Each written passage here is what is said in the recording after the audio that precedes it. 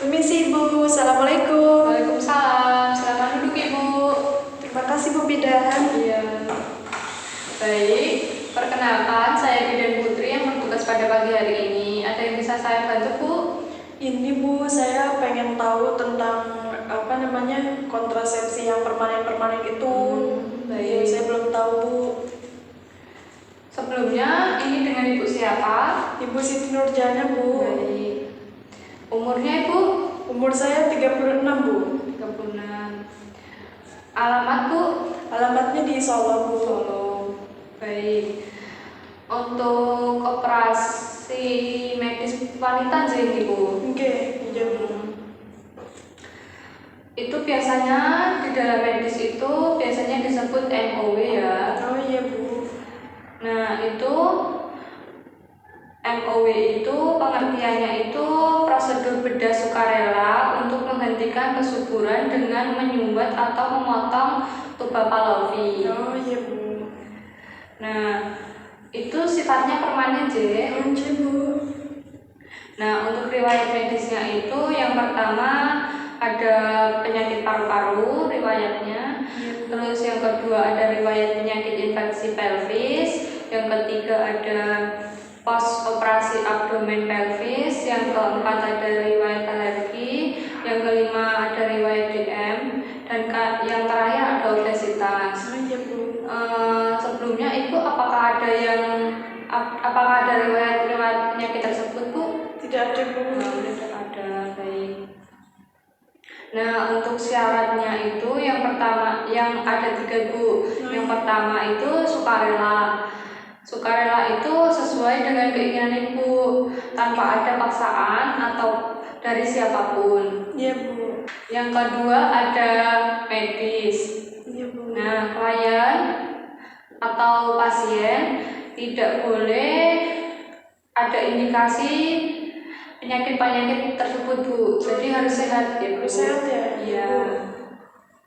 Yang ketiga itu ada bahagia. Bahagia itu terikat perkawinan yang sah dan harmonis serta sudah mempunyai anak sesuai keinginan. Sebelumnya anak Ibu berapa? Sudah 4 Bu. Sudah 4, baik. Jadi Ibu mau melakukan operasi ini J? Masih bingung sih Bu, harus dilakukan atau tidak. Baik. Nanti dipikirkan kembali ya Bu. Tapi tidak boleh ada paksaan. Iya Bu. Nah untuk kontraindikasinya itu yang pertama itu usianya itu harus 35 tahun ke atas. Baik Bu. Nah dilakukan di rumah sakit ya Bu. Iya Bu. Nah untuk paritas itu lebih dari 2. Paritas itu anak ya Bu? Iya Bu. Anaknya harus lebih dari 2. Ya, Saya Ibu kebetulan kan 4 ya. Iya. Yang ketiga itu yakin telah mempunyai jumlah keluarga yang sesuai dengan kehendaknya. Iya Bu. Yang keempat memahami prosedur sukarela dan setuju. Yang terakhir bila terjadi kehamilan akan menimbulkan risiko yang serius. Baik Bu. Untuk kontraindikasinya yang pertama itu hamil. Yang kedua pendarahan pervaginam. Yang ketiga ada infeksi sistematik. Yang keempat kurang mantap untuk melakukan operasi. Yang kelima kurang pasti mengenai keinginan untuk fertilitas di masa depan. Baik Bu. Untuk keuntungannya yang pertama itu sangat efektif.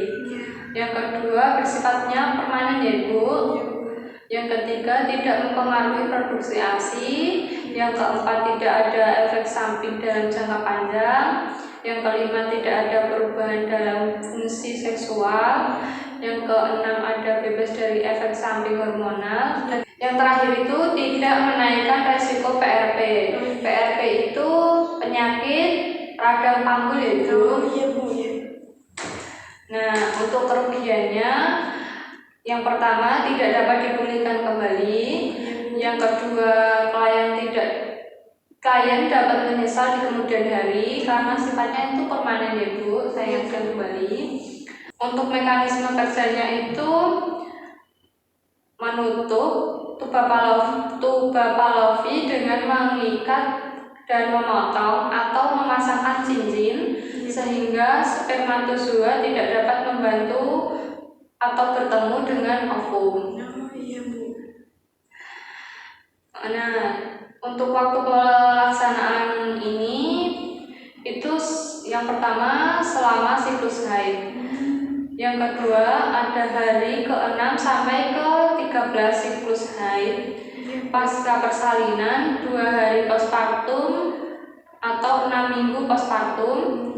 Yang ketiga ada pasca keguguran selama 3 bulan pertama dalam waktu 7 hari sepanjang tidak ada infeksi pelvik.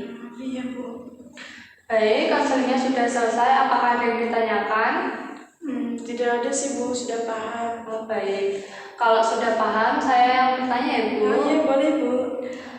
Untuk keuntungannya tadi apa aja ya Bu? Boleh dijelaskan atau disebutkan Bu? Keuntungannya itu tadi ada banyak ya Bu. Yang pertama sangat efektif, terus bersifat permanen, tidak mempengaruhi produksi ASI juga ya. Tidak ada efek samping dalam jangka yang panjang. Sama apa tadi Bu? Tidak ada perubahan dalam fungsi seksual ya. Ya. Terus sama apa ya Bu? Bebas dari efek samping hormon apa itu? Hormon. Oh iya, hormon. Sama tidak menaikkan resiko penyakit panggul ya. Iya Bu. Iya Bu. Penyakit radang panggul. Ya, saya paham Bu. Baik.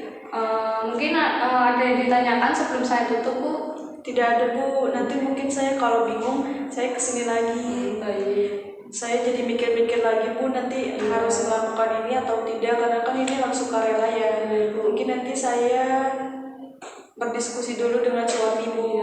Tapi jangan sampai ini ya Bu, harus dalam hati, harus mantap ya Ibu. Iya Bu. Mungkin kalau saya tidak jadi memakai KB ini, saya mau pakai KB alat lain aja Bu. Baik. Ya. Ya sudah, terima kasih banyak ya Bu. Saya pulang dulu ya. Bu, hati-hati di jalan ya Bu. Terima kasih. Assalamualaikum. Waalaikumsalam.